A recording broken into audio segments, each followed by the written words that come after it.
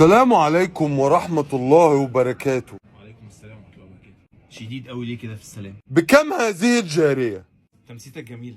أسأل على هذه الجارية، ألم تعرض تلك الجواري للبيع؟ انا عارض الهدوم اللي على الجوال، مش عارض الجوال. أريد أن أبتاع هذه الجارية. صاحبي دي مش جارية، دي واقفة.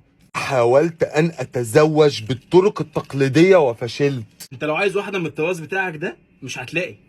وما العيب في عيب طرازي؟ إيه يا عم، انت مرايات بيتكم متكسرة. وما العيب في طرازي يا رجل؟ ايه يا عم، انت مش شايف انت الدنيا عاملة ازاي؟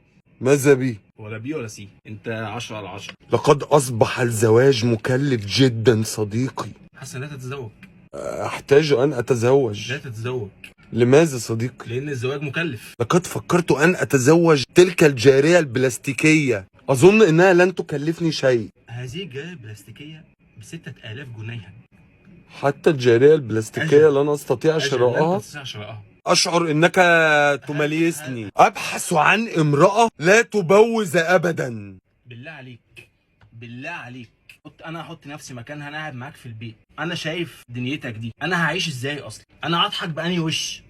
تسخر مني. كلا، اني اصارحك بالحقيقه. أتظنني مجذوب يا رجل؟ ماذا افعل معك؟ ابحث لي عن زوجة حسنا، رقمك كام؟ بلاستيكية، لا تغضب لما يجي الكوليكشن دي هكلمك. ولا تفرح. يا عم يا انا معاك. لا تطلب المال ولا اي حاجه. لا يا تتحدث. عم اعطيني رقم. ستستشلحني. كلا كلا. أنا مجروحا عاطفيا. الف سلام عليك. لماذا لا تحترم مشاعري؟ اني احترمك انت شخصيا، لكني لا احترم مشاعرك.